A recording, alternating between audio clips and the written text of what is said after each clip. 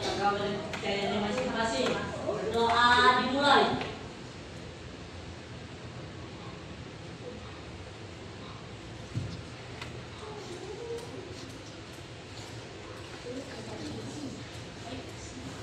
Untuk hari ini ada yang tidak hadir? Ada. Yang tidak hadir? Sakit. Kenapa? Sakit. Gimana kabar kalian hari ini? Baik. Oke, sebelum kita mulai belajar, berdiri dulu, kita nyanyi dulu. Nyanyi lagu Halo-Halo Bandung. Bisa? Bisa. Kita mulai. 1, 2, 3. Bandung, ibu kota beriangan. Halo, halo Bandung, kota kenang-kenangan. Sudah lama beta tidak berjumpa dengan kau. Sekarang telah menjadi lautan api, mari bung rebut kembali. Jangan duduk dulu. Ibu mau kasih kalian gerak-gerak sedikit biar nggak kaku badannya. Silakan keluar dari kursinya biar bebas bergeraknya.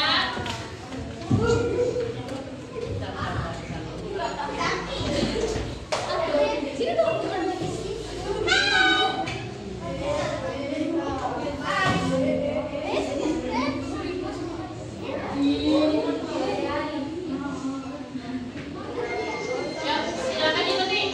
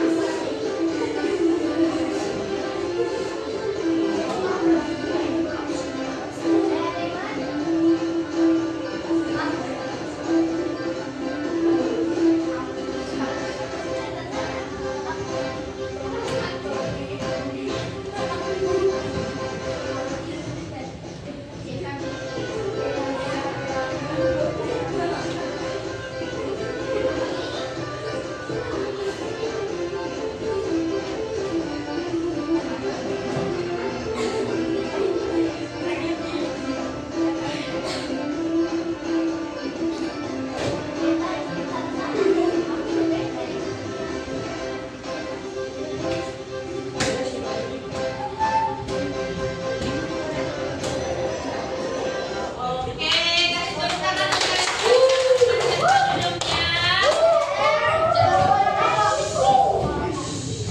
Oke, kemarin kita sudah belajar tentang berpikir komputasional.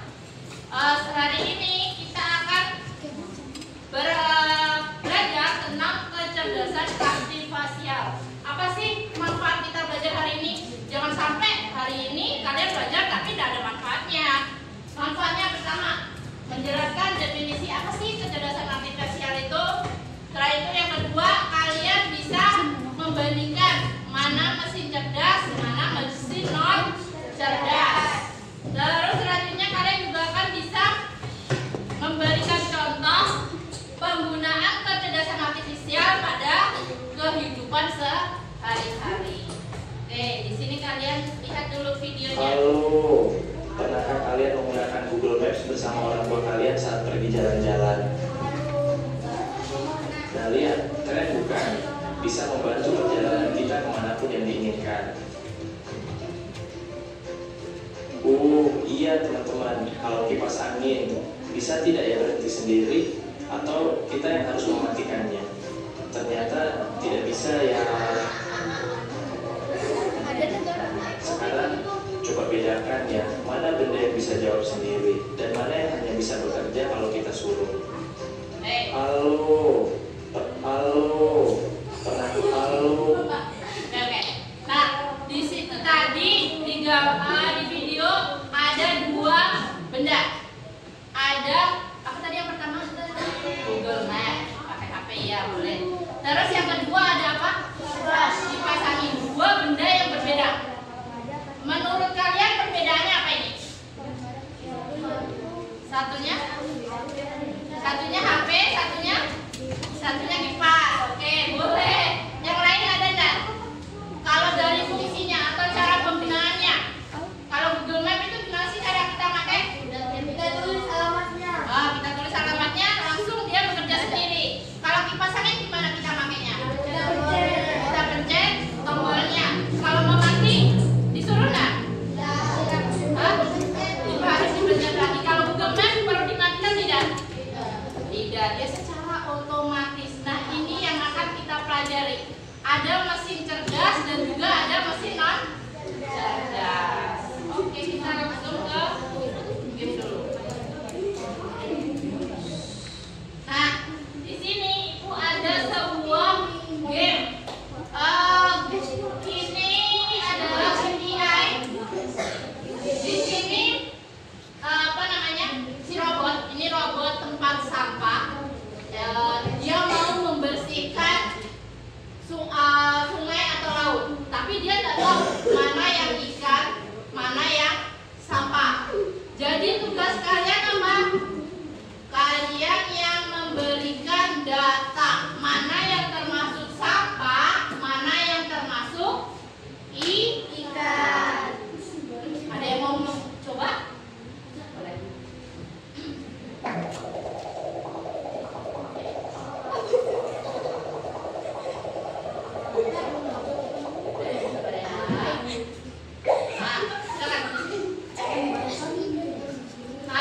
Ini gambar apa? Batu, ikan atau tidak ikan?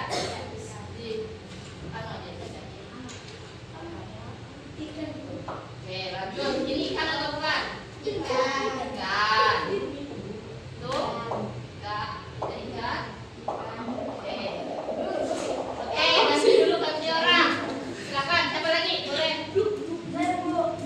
Ya, sebentar ya.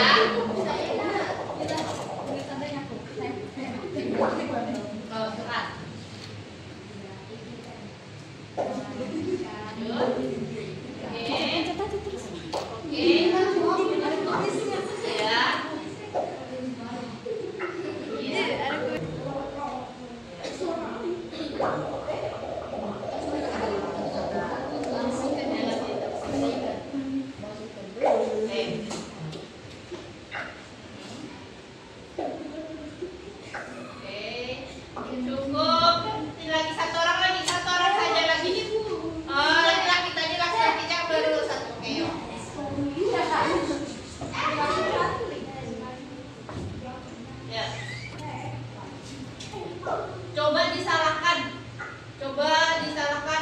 Itu termasuk ikan coba.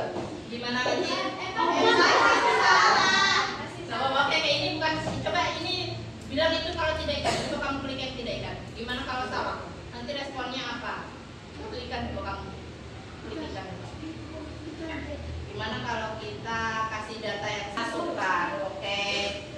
Next ya, kita main game lagi. Kita close dulu. Nah, masih ada game lagi. Kita ke pembelajaran dulu. Oke, Ibu kasih kalian lembar kerja.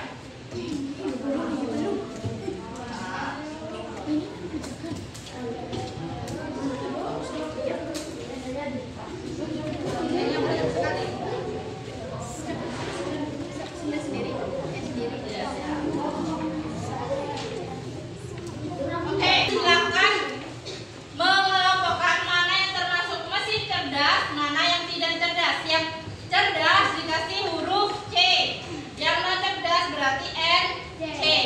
Oke, dan terus setelah itu kalian akan membuat jalur.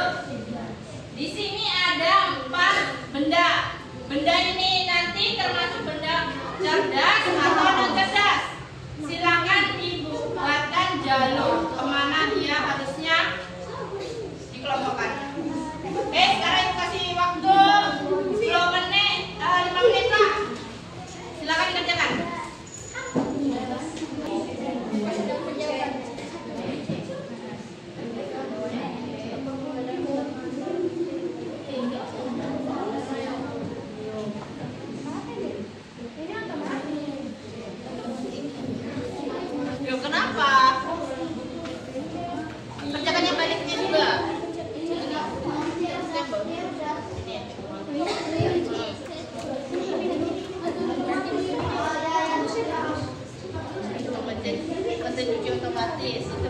apa? Beda lah ya, otomatis sama mesin cuci yang biasa.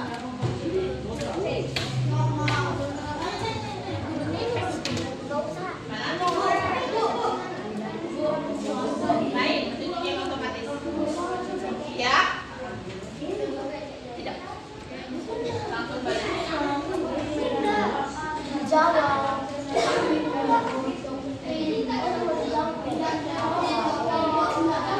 Udah ayo, maju depan.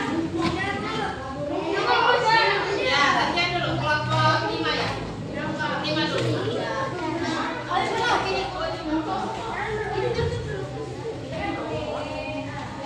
Oke, yang kelompok yang lain perhatikan dulu. Silakan. Selamat pagi.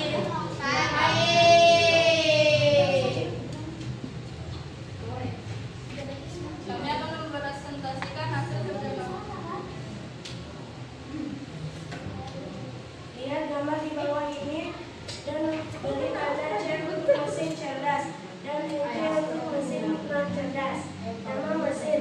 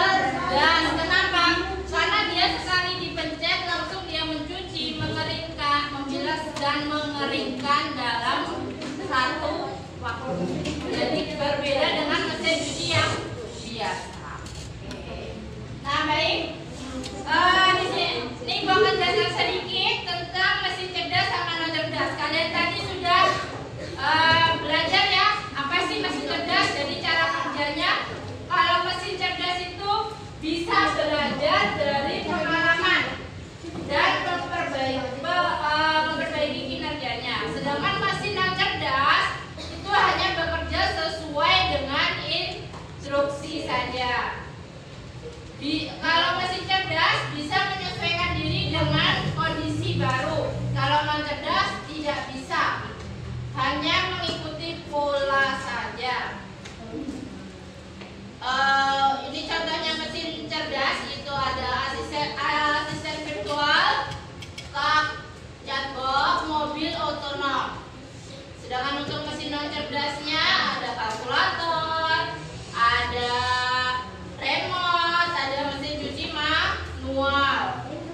Nah ini ya cara kerjanya. Jadi data dimasukkan, nanti dia akan memproses dan nanti akan menghasilkan gimana hasil yang data diolahnya data tadi menghasilkan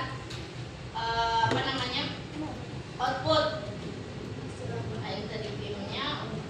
Kesimpulannya, jadi untuk mesin cerdas dan non cerdas ini sangat membantu pekerjaan kita sehari-hari. Kalian merasa terbantu enggak? Sangat-sangat terbantu kan? Nah, jadi Ibu harap nanti setelah pembelajaran ini kalian bisa membedakan di rumah atau di jalan ketemu, oh ini ternyata mesin non cerdas, ini ternyata mesin cerdas. Baik, itu saja yang bisa Ibu sampaikan hari ini. Ibu akhiri pembelajaran hari ini. Nanti di pertemuan berikutnya kita akan belajar tentang pembelajaran yang lebih menarik.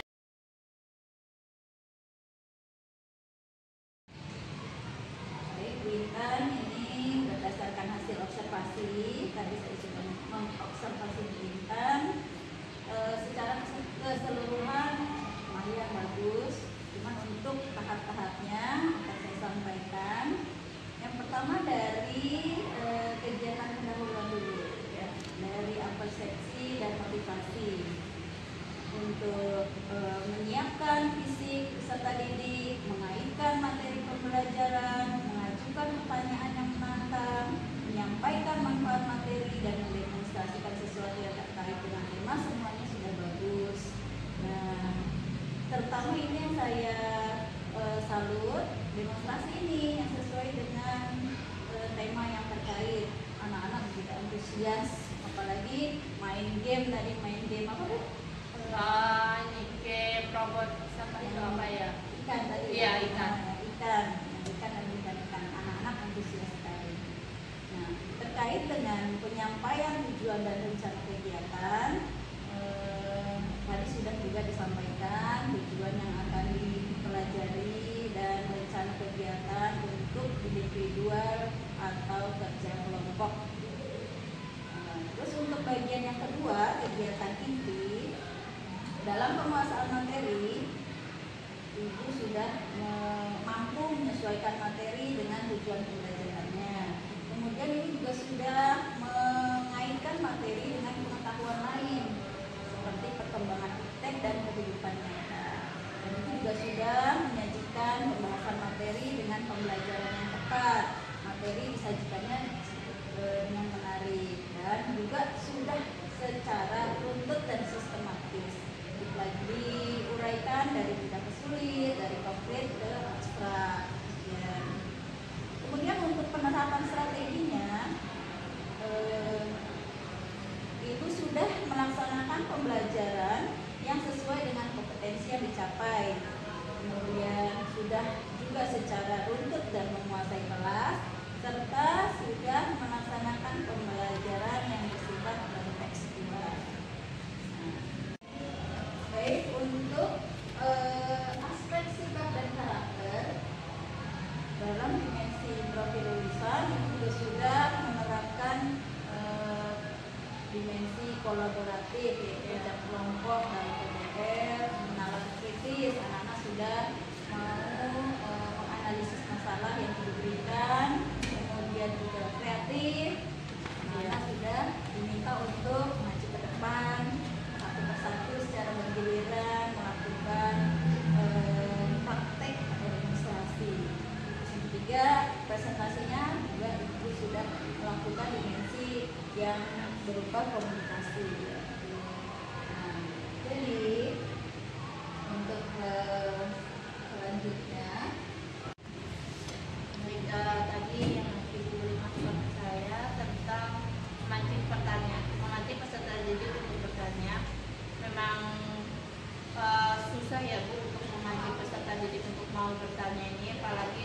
kesadaran untuk mau bertanya itu sangat susah, apalagi faktor dari luar itu mungkin anak-anak capek atau kurang fokus. Nah itu juga menyebabkan anak-anak susah untuk mau bertanya, apalagi bingung juga apa sih yang mau saya tanyakan. Nanti ketika saya tanya teman-teman malah ketawa. Nah itu sudah ada pikiran-pikiran yang seperti itu yang membuat peserta didik jadi mau bertanya jadi ragu-ragu. Nah seperti itu ya, mungkin nanti untuk kedepannya saya akan mencoba tetap berusaha gimana caranya agar anak-anak ini aktif mau bertanya. Dorongan dari dirinya lah, minimal ada saya mau bertanya Bu, minimal seperti itu ya. Saya berusaha lah Bu ya. Terima kasih untuk masukannya. Baik Bu, jadi untuk kesimpulan observasi kita hari ini, yang pertama pembelajaran Ibu sudah terlaksana dengan baik sesuai dengan rancangan modul. Yang kedua, siswa sudah terlibat aktif, berpikir kritis, menunjukkan antusiasme tinggi. Terus yang ketiga, aktivitas plug dan unplug, yaitu permainan mesin cerdas dan non cerdas, itu sudah efektif membangun pemahaman konseptual. Nah, yang perlu peningkatan adalah dalam hal manajemen diskusi dan penguatan refleksi individu. Baik Ibu, mungkin saya terima kasih dulu Ibu karena sudah banyak memberikan masukan sama saya. Mungkin untuk masukan yang pertama ya Ibu, itu tentang memancing anak untuk bertanya. Memang saya akui Bu, hari ini mungkin di beberapa pembelajaran saya juga sebelumnya saya kurang memancing peserta didik untuk bertanya,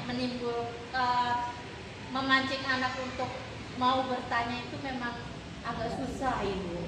Ya, kadang anak-anak itu malu atau bingung yang mau ditanyakan apa. Sebenarnya mereka belum paham, tapi bingung yang mau ditanyakan. Nah, seperti itu.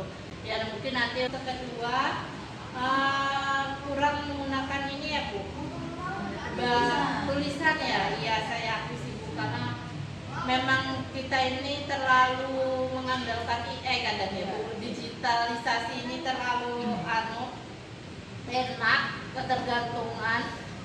Jadi kita ya sebenarnya memang ya itu kan ada batasannya. Kita jangan sampai melupakan yang klasik seperti menulis di papan tulis. Nah itu memang saya tadi memang lupa Bu. Saya jujur sih memang saya lupa. Jadi nanti untuk kedepannya lah saya akan